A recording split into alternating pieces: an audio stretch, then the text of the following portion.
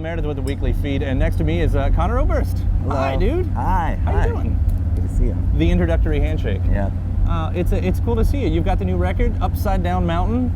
Yep, comes out in 2 days. Yeah, it's cool. When I started listening to it, I guess it dawned on me, because of the style of songwriting, that it's kind of a golden age of the singer-songwriter again. It's a silly kind of thing, the singer-songwriter, you have to say like that. Sure. But I feel like you guys are doing something interesting again, and it almost seems like you're in a little club.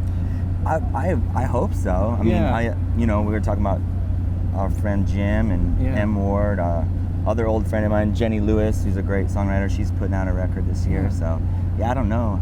I'll, what is it? I'll never be a member of a club that'll have me. So, right. See. Well, it's the style of songwriting, because that's a genre that can be so easy to just, I don't know, go through the motions. Here's GCD and sure, and we're all singing the big chorus and that's it.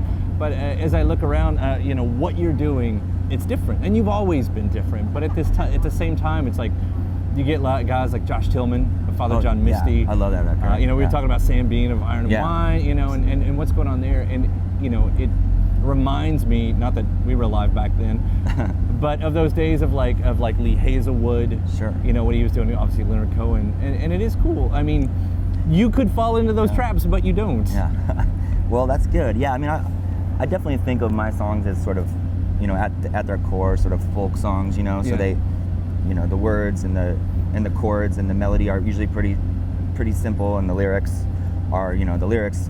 But then I have always took the approach of like, once you kind of have the song and it's this sturdy thing, then you can kind of dress it up any way you want. So it's like standing in front of a big walk-in closet or whatever, and it's like, what kind of clothes am I going to put on this thing, and how am I going to give it its own identity, and stand out amongst all the songs, and just collaborate with different people and try to just experiment and try different things, like from record to record, just so I feel like that keeps me interested, and hopefully keeps the work, like, I don't know if progressing is the right word, but at least it keeps it changing. It does. I mean, it is changing.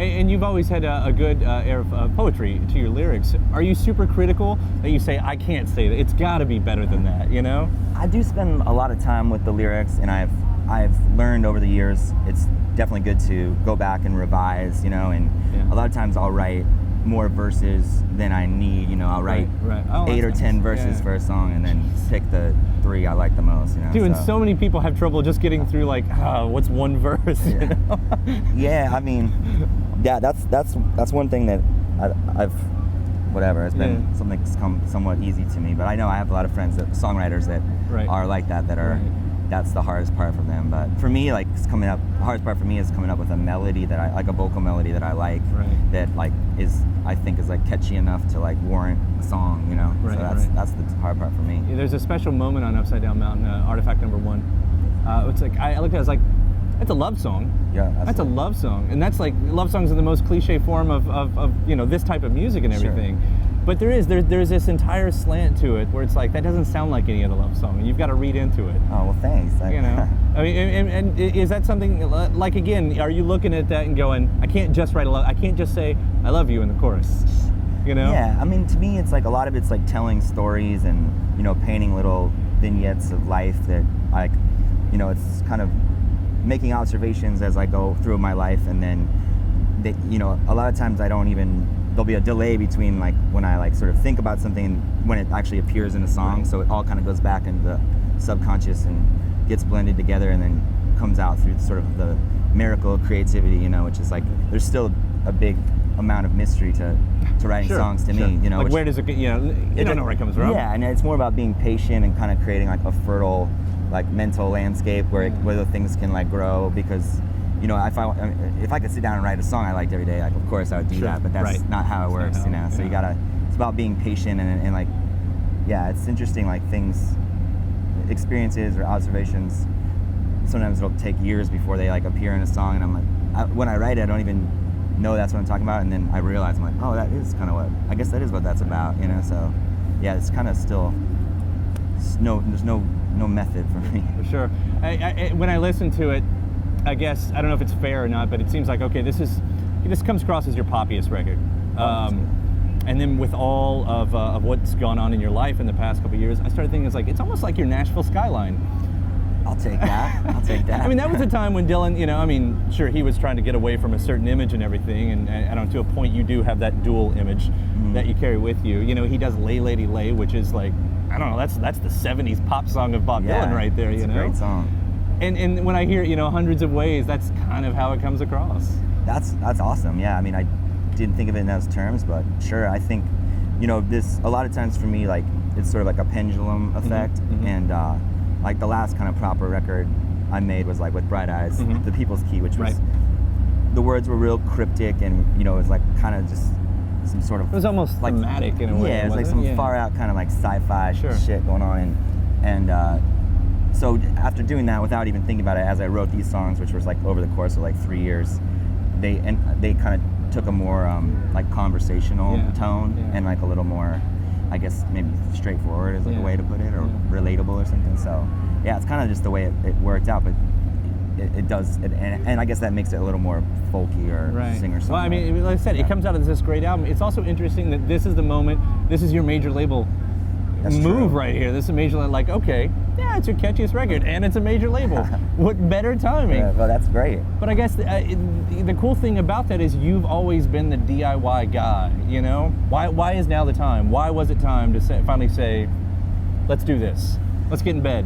Yeah, well, I mean, it worked out where, like, I had, the stuff with Saddle Creek, which is the label that my friends and I started, it kind of ran its course. I'm still friends with all those guys, but the sort of collective nature of it changed into more like a traditional business model over the years, and I was just kind of another band on the label. And so I didn't necessarily feel like, oh, I gotta put music out with them, and I did a couple records with Merge, who were great too. But with this one, I just wanted to try something new, and like Nonesuch has like always been a label I admired so much, and they're so eclectic, and like they've put out, I mean, they've been around forever, and they put out so much incredible music. And David Byther, who's one of the guys that runs it, that signed me, like he's one of those people that, he tried to do a deal with me like in 2002 or something. Right. And I didn't, obviously we had the Saddle Creek thing going, so it didn't work, but he's one of those people that never like disappeared. He kept going to shows and kept saying hi and kept seeing him. So it's something to believe in there. And they just have like a lot of like integrity, and I mean, it's been amazing, just like the kind of level of professionalism and how, I don't know, I just think they're like a real class act. Right. Well, so you signed with a major. You got married a few years ago. That's now kind of the pit story, I guess, behind Upside Down Mountain. Sure. There's one side of it that says, here's a record that finds Conor in his most comfortable skin. But at the same time, it's like marriage is something incredibly new and scary as much as it is fun. Sure. Jumping to I mean, that's the divide. It's like, is this a record of complete comfort, or is this a record of turmoil? Is this Conor in the air? Well, I think that, like I said, the songs are written over a fairly long period of time. So I think that from that standpoint, I guess emotionally or psychologically or whatever, I think that the album kind of covers a lot of territory, just because the songs weren't written real in a concise fashion. So I bet I'd say it's fair to say that there's both those elements in there. It doesn't have to be one of the other. Yeah, right. And I mean, so much about what I write is just kind of about, I don't know, I guess the human condition or whatever, the kind of the stuff that we all experience. That's what I'm sitting here. Time, mortality, leaving the past behind. How you feeling? Feeling good, man. I'm on the beach.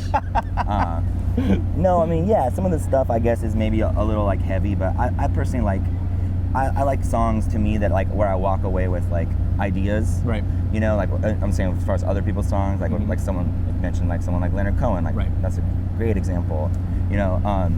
But just like where you can walk away and you have, of course you can be humming the melody, but beyond that you can also leave with some kind of like information or ideas or a story or an image that you can hold on to. And I think that's kind of what my music, or that's kind of the kind of music I've always wanted to make. Whereas like, and it's not a diss or a slight, because I mean there's all different styles of music, and who cares? I mean, I think it's just whatever you're into. But I think a lot of bands are almost frightened to say anything that could be like criticized as like an idea. So it ends up being more about a vibe and kind of like, so let's put a lot of reverb on the vocal, and it's kind of make it like, and it just becomes generic and forgettable. Yeah, or let's make it a party thing, which is cool too. But I guess, I mean, that's just not the kind of music I make. So it's like watching the great movie. you know, and walking away and wanting to do exactly what that character just did. Yeah, I mean, yeah, it's cool when you can like remember stuff about the songs. Well, I love it, Upside Down Mountain. Thanks so much, dude, for stopping by here. It's great to talk to you. It's great to catch up.